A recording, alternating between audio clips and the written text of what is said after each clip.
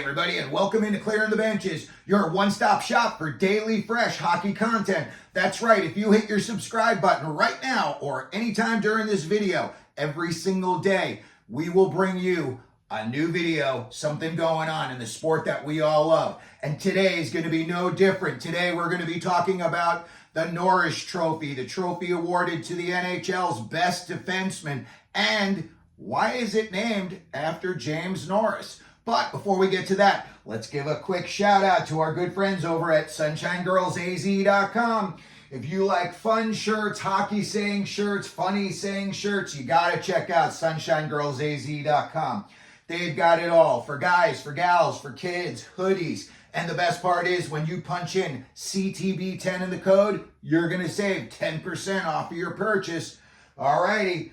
NHL season's got about 15 games left, and we're going to have the playoffs and then the awards ceremonies, and all the big name stars are going to be given their hardware. Today, we're going to be talking about the Norris Trophy, and that's the trophy given out to the NHL's best defenseman.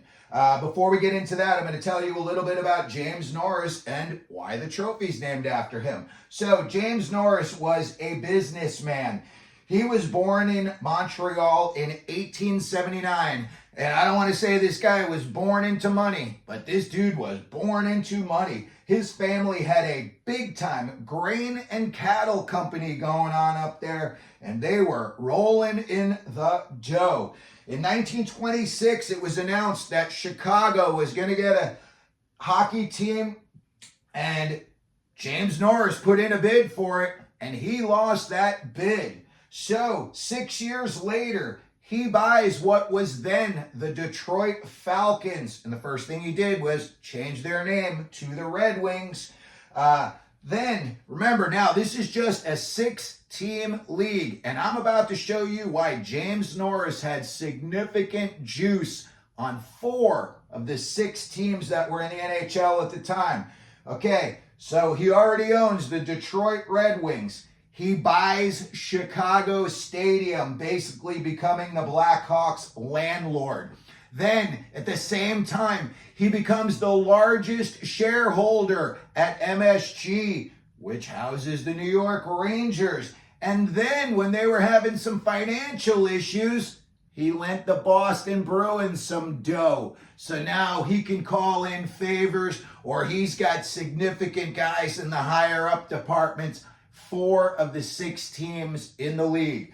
So to say that he was influential and plus he was a money guy would be an understatement. So what happens is in 1954, the NHL said that we're going to be giving out a trophy to the best defenseman, and they named it the Norris Trophy. Alrighty, so there's who's James Norris and why the trophy's named after him. Let's get into this year's race. Okay, when I started crunching the numbers for the Norris race, it really came down to just 2 guys, and then real quick, it just became like a 1-horse race. This was like a mile race. Let me tell you, by the time they passed, a quarter of the race, this guy was already letting everybody know, I'm going to win this race.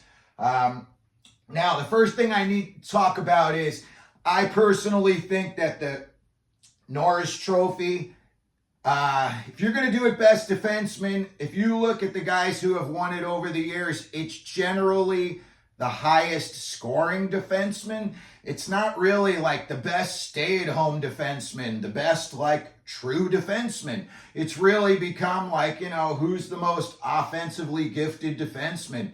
And that's all well and good, but I really think that they do need to differentiate. And if you're going to do that, have a guy, hey, best scoring defenseman, maybe you call that the Paul Coffey Award. And then, you just have the Norris Trophy, just giving it out to the guy who's the best stay-at-home defenseman. Now, the reason I bring that up is because when you look at the numbers this year, there are significant numbers on both sides. If you were going to have a guy who is just the best offensive defenseman, yeah, there's guys out there in that category. But those guys are few and far between in the best defensive defenseman category. So, let me give you some examples of what I'm talking about. If they were going to do just, the best offensive defenseman, sure, you're going to have guys, look at Quinn Hughes with 77 points. You got Makar with 74 points. Hedman, 67. Dobson, 65. Bouchard, 64. Listen, all of those guys are excellent. But are they really the guy, when you're protecting a one-goal lead, late in the playoffs, is that the guy that you want out in front of your own net trying to get the other guys out of the way so they can see a clear shot? If they were going to have just, a best offensive defenseman, you can look at these numbers right here and, it's going to come down to it. But this year, you look at the guy with the biggest numbers up here, and that's Quinn Hughes. Okay? So if you were going to say who's got the best offensive numbers, you're talking Quinn Hughes. Okay? Now, if you were going to say who's just the best defensive defenseman, something I always look at is plus minus. I know a lot of people, for some reason, poo-poo it. To me, that's accountability. That is how are you doing 5-on-5. And 5-on-5 is when most of the game is played. So this is how you're really doing for most of the game. And if you're a guy who doesn't get on the PK or the penalty or the power play, your numbers are really all about this. This is really going to be saying who you are. And when I look at the guys that I would consider stay-at-home guys based on their plus minus, how they did 5-on-5, it is very hard to overlook Gus Forsling down in Florida. He's got a plus 48. That is just amazing. But then again, and this is where this just becomes a one-horse race real quick. We're only in this, second little category here. And already, Quinn Hughes, he's the best offensive defenseman. But when you look at these numbers, he is second in plus minus behind Forsling. And, when I look at that, I'm saying, man, that is a guy who's taking care of both ends of the ice. And, as much as I would say that Forsling, Fords or Chevys, again, you like cake, you like pie in the defensive zone. Look at these guys. These guys both know what they're doing in the defensive zone. It's just that Hughes is just significantly more offensively gifted than Forsling is. But again, when you look at these numbers, and if you were going to say who's the best defensive defenseman, I hate to say it, but in this situation, I'm giving it to Forsling. He's got a plus 12 above Quinn Hughes, okay? So, there are different categories that you have to look at when you're talking about the Norris Trophy. Do they want to just give it to the guy who scores the most points, or they want to get it to the guy who's really the most valuable defenseman? And then when you look at these categories here, you look at all of these names. These guys are all having really good years. And I was trying to come up with like some kind of formula to validate this. Like maybe if you could add, their total points plus their plus minus, and it would give you like a certain number. If you were looking at it here, it becomes a runaway. You're looking at Forsling at a plus 48, and he's only got 35 points.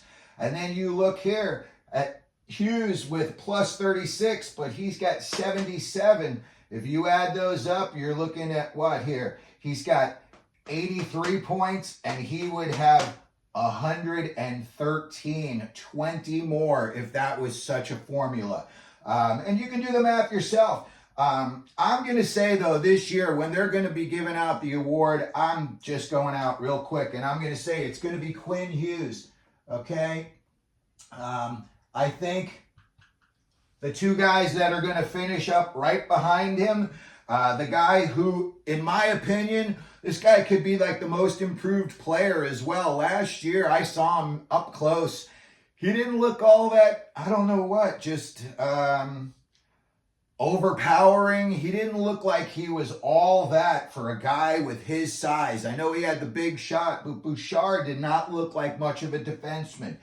And let me tell you, this kid proved me wrong this year. Look at the numbers. He's got 64 points in 65 games, and he's a plus 24. So Evan Bouchard, definitely another guy who's taking care of business. So if I was going to say, who would finish second up on this list behind Hughes, I'm definitely going to say it would be Bouchard. When I look at these other guys down here, some of these guys are having great years. Makar's having a great year, and he's always the name that you hear whenever they mention the Norris Trophy. For whatever reason, his name always jumps out first. But again, if we were to do that little formula, you points plus the plus minus, he's coming in at like an 89, where Forsling was like an 83, and Hughes is 113. So, you could pick out any one of these guys that you wanted to be the third finalist on there, and, it would be legit. It's not like you'd be picking a guy people would be scratching their heads at. So that's going to be it for this episode. We just wanted to let you know who James Norris was, why the NHL's Best Defenseman trophy is named after him, and who we think is going to win this year. So again, if you could hit the subscribe button, hit the like button. If you want to share the video, feel free. And as we always do here at Clearing the Benches, let them know you're out there.